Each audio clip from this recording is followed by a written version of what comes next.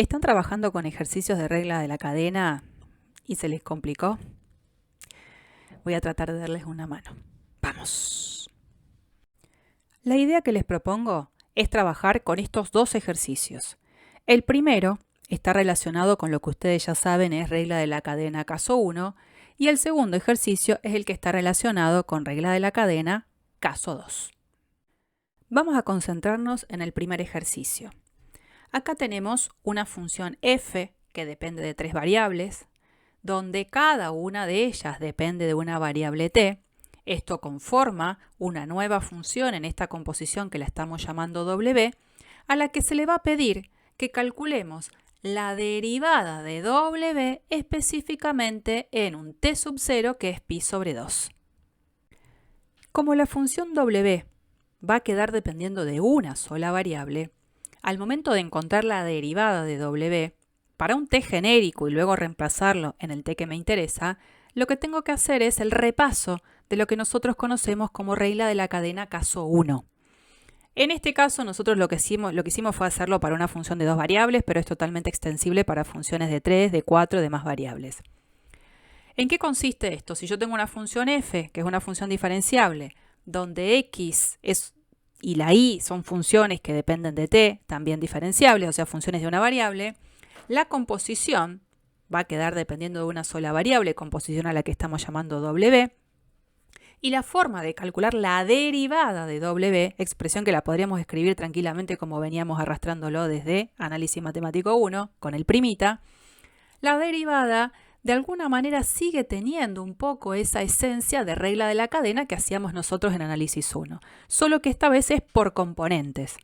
Entonces la regla a mí me dice que para poder calcular la derivada de esta función, lo que voy a tener que hacer es calcular la derivada parcial de la función respecto a x, evaluado en todo lo de adentro, por la derivada de la primera componente con respecto a t. Y como la variable x va a depender solo de una variable que es t, podemos tener el permiso de escribir x' de t.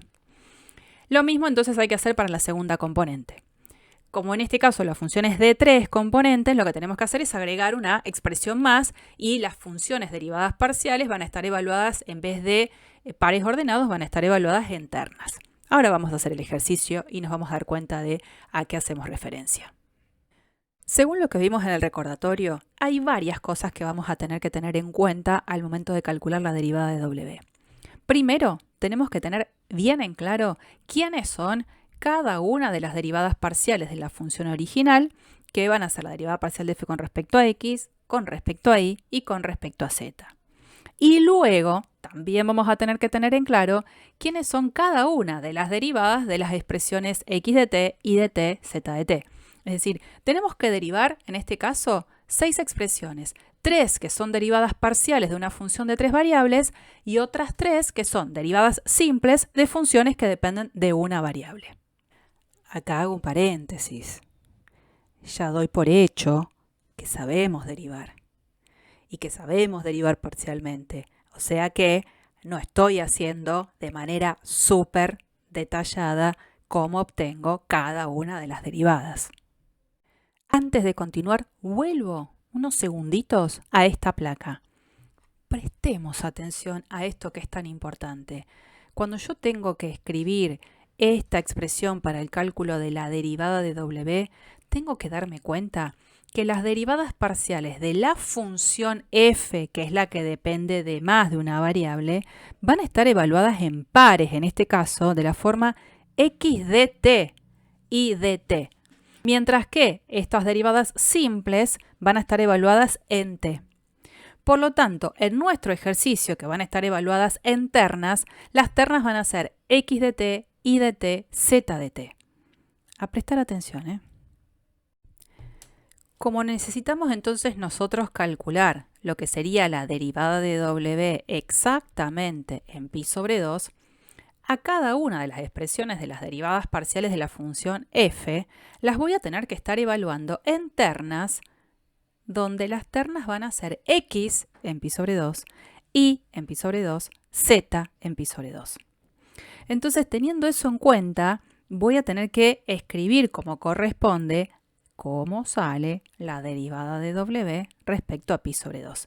Entonces, bueno, dejamos bien en claro cómo quedaría el cálculo de cada una de estas derivadas simples, la de la x, la de la y y la de z en función de t, evaluadas en pi sobre 2, y dejamos bien expresado cómo quedan las derivadas parciales de la función evaluadas en estas ternas. Fíjense que cuando evaluamos x en pi sobre 2, y en pi sobre 2 y z en pi sobre 2, la terna queda conformada por 0, 1 y 2 sobre pi.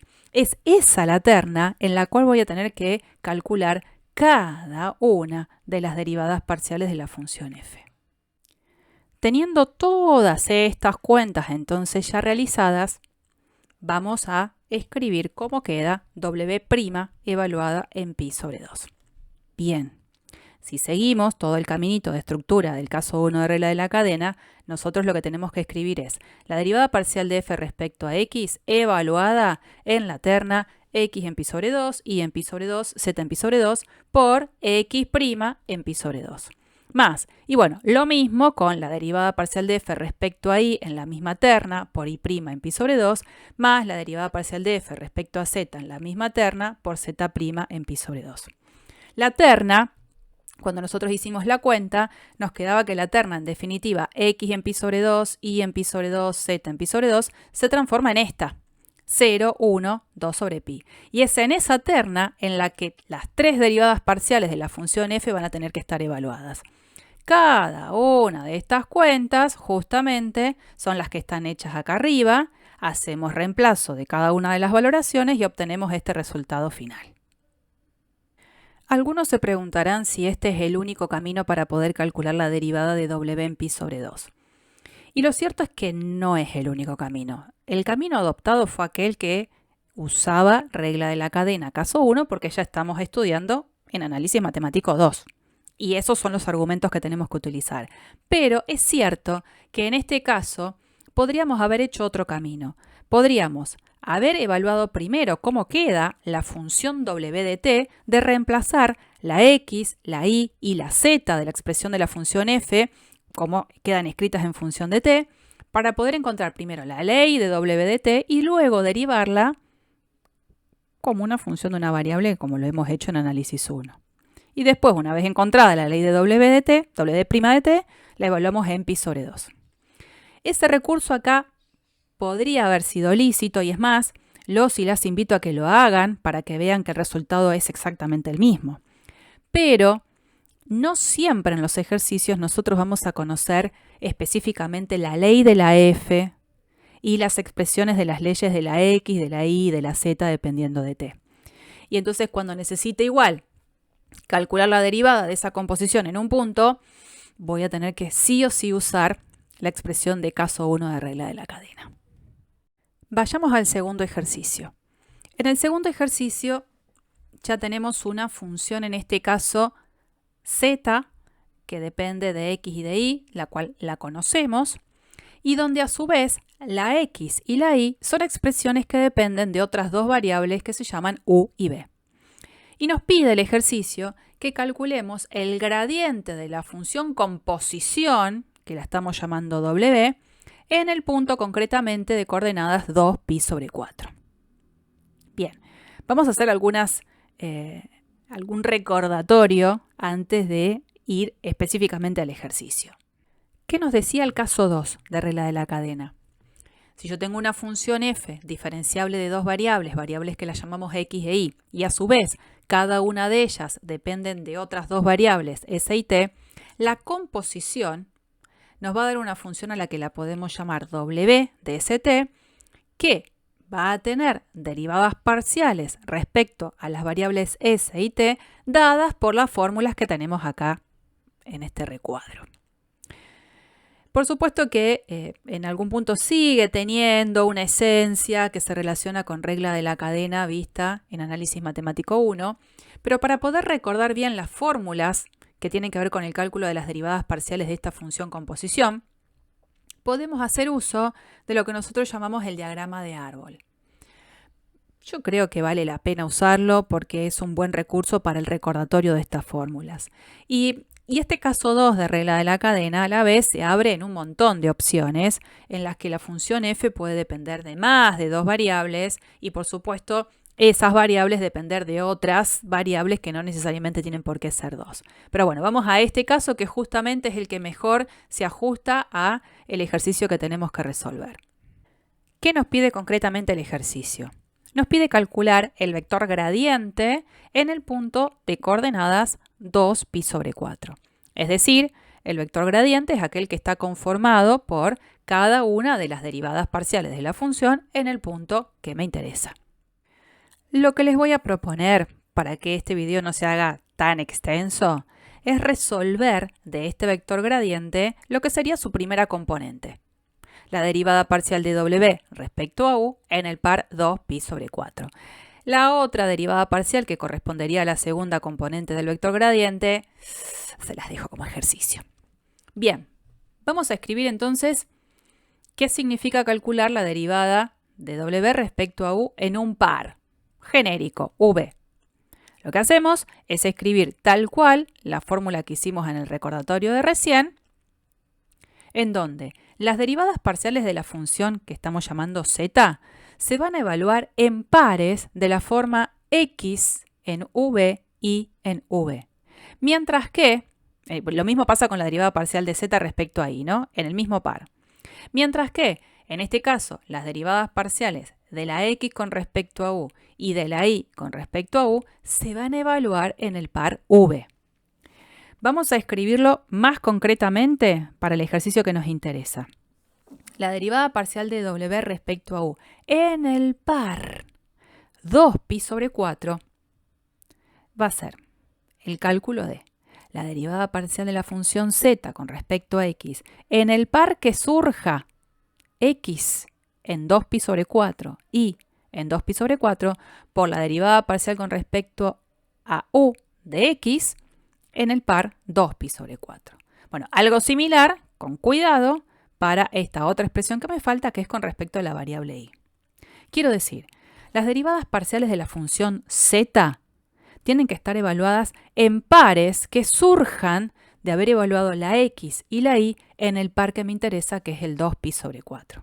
Tengo que tener mucho cuidado con eso. Empecemos entonces por las primeras cuentas. Primero, reconocer quién es el par en el cual se van a tener que evaluar las derivadas parciales de z con respecto a x y la derivada parcial de z con respecto a y.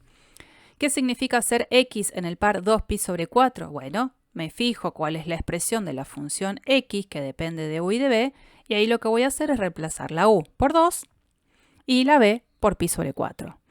En el caso de querer encontrar y en el par 2pi sobre 4, voy a hacer lo mismo con la ley de la y. No estoy haciendo de nuevo las cuentas de manera detallada. La expresión de coseno en pi sobre 4 es raíz de 2 sobre 2. La expresión de seno en pi sobre 4 también es raíz de 2 sobre 2. Y bueno, las cuentas intermedias háganlas ustedes.